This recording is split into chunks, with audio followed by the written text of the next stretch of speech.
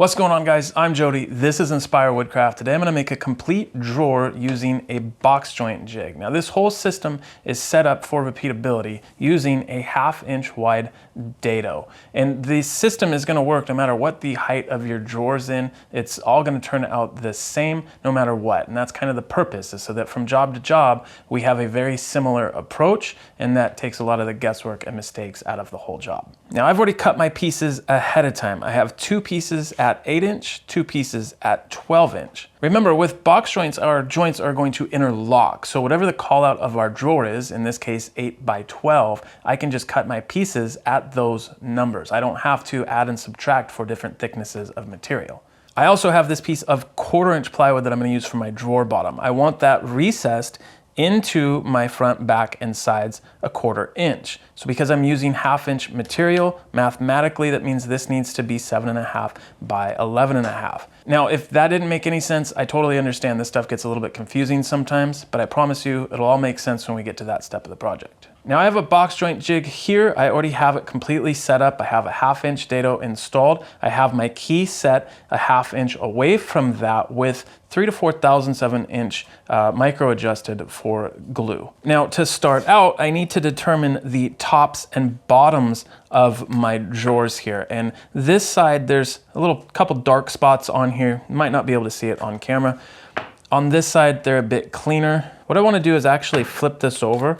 I'm going to draw a single line right across here. And we don't need a triangle. We're not assembling these back in any certain way, but I need to know the difference between the bottoms and the tops at all times. So this is going to be my bottoms. Now I always want to start by cutting the front and back first. I can cut them at the same time, I can cut them separate from each other, but I want to cut both these pieces before I cut my sides. Now I'm comfortable with this jig cutting both of these parts at the same time. Of course, if you're not, then just do it one at a time. Just make sure you do these two before you do the sides. Now, cutting them both at the same time means that I'm going to be able to obviously speed up my production twofold. However, you have to take a minute and just make sure that your parts are flush in here, because if one is off by just a little bit, it's really going to screw you up down the line. Now, we marked the bottoms of our pieces for a very good reason. I always want that mark to face my key. Even when I use this in a minute to turn it around and reference this way, if I'm on this side of the key, I want those marks to face that key. Same with this side, I want those marks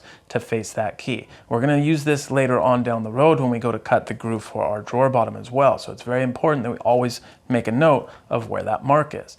And for this first cut, again, making sure that my pieces are flush because I'm cutting 2 at once, I'm actually just gonna go ahead and slide it right up against that key, make my first cut, then I'm going to start moving it over until I run out of material.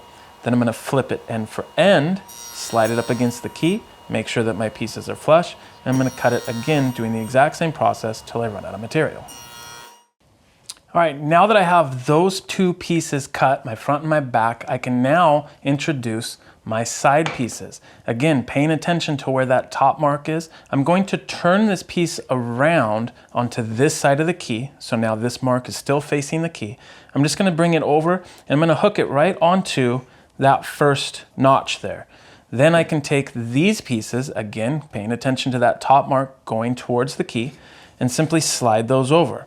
As soon as I know that they're flush and that's where I want to cut, I'm going to make my first cut. I'm going to remove the front and back pieces that I had for reference. I'm going to scoot it over and I'm going to keep going till I run out of material. Then same thing, I'm going to flip it end for end, making sure that I don't lose track of that top mark.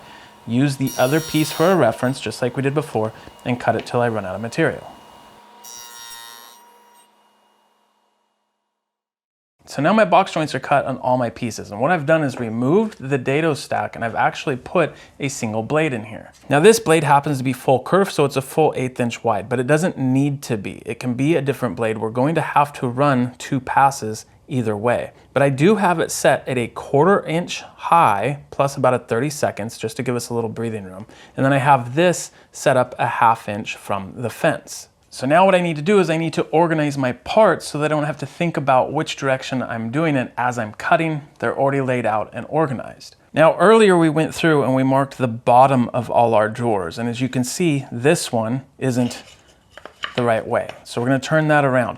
All my bottom lines faced the key in our box joint jig. The same thing applies here. The bottom line is always going to face our fence. But there's one more thing we have to look for, and that is to make sure that the inside face of our drawer is facing down, because that's what needs to be scored.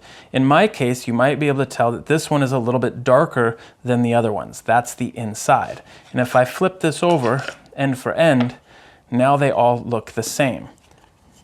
Inside face is a little bit darker, outside face is a little bit lighter. So I want the inside faces down, and I want the bottom marks on here facing the fence, just like this. Now I can simply take one, bring it over to the saw blade, run it through one pass, and just move it on over. And I'm just gonna do that with all the pieces until I've cut them all. Now that I have one groove cut in all of those pieces, I need to make it wide enough so that this piece of plywood actually fits inside of here. Now, this piece of plywood is just a little thicker than 3/16, so that being an 1/8 inch blade, I know that I'm gonna have to bring this over about a 1/16 and maybe even a 32nd past that. Now that's for me with a full curved blade and with this particular material. Whatever material you use, you just want to make a small test cut here. You can sneak it in here, back it off. You only need about a 1/2 inch or so. Test that cut and see what it works. We want it to be snug, but we also want to have a little bit of wiggle room in there either. You'll kind of get a feel for it. So after I get that width determined, I'm actually going to run each one of these through there, once again, widening out that curve. But again, I want to make sure that my inside faces are down and that the bottom line is facing the fence. Now that we have all our pieces cut, we're ready to assemble a drawer. Now, we knew where our bottom line is, so obviously that goes on the bottom. And the beauty of doing that is that not only do we have a constant reference against the key or against the fence, but we also don't have to worry about trying to sand that back off later because it's on the bottom of the drawer. So I'm going to now install my drawer runner. We just need to open these up. They're gonna install something like this. Now I did cut these a little bit loose. That's way too loose for an actual drawer, but because I'm pressed on time, I wanted to make this super easy to show you guys. See if I can do this so that it actually shows up on camera. This would be a good time if you're actually making these drawers to sand all the inside faces of your drawer components. So all the inside faces first, then you can get this thing assembled, and then sand the outside of the box. Once the whole thing is assembled and the glue is dried, you sand down the extra glue squeeze out and stuff, and you guys will have a box that's perfectly sanded all the way around. Now I want to mention real quick why we always started with the front and the back, and that is so that when we have this little notch cut out right here, that's the little notch for our insert, our plywood bottom, and we want that little notch not to peek out on the side here, because that's not going to look very professional. We want that on the inside because that is going to be faced with a false front, and we don't want that little notch. Now let's say this was actually the front and this was the side. If I was to put that false front on there, you'd see that little hole right here sticking out of the side. It's not going to look very professional, so we want to hide that. It's going to be on the back of the box as well, but the back of the box is fine because no one's going to see the back of the box. So that is a quick and easy way to make drawers. You can use the system to batch them out. Like I say, by marking the bottoms, we always have a reference. Bottom mark always goes against the key, no matter which side of the jig we're working on, and it always goes against the fence. What that means is that each job you go to from project to project, if you use the same system, you have consistency. Consistency equals good results. And of course, because we're using the bottom as our reference, it doesn't matter how tall our drawer is. If our drawer was 8 inches tall, it would still work the same way as in this little drawer here. If you guys have anything to add that helps the community, feel free to leave a comment, or if you need further explanation on something, please do let me know. That's all I got for you guys today. Thank you so much for watching this video. As always, we'll see you guys in the next video.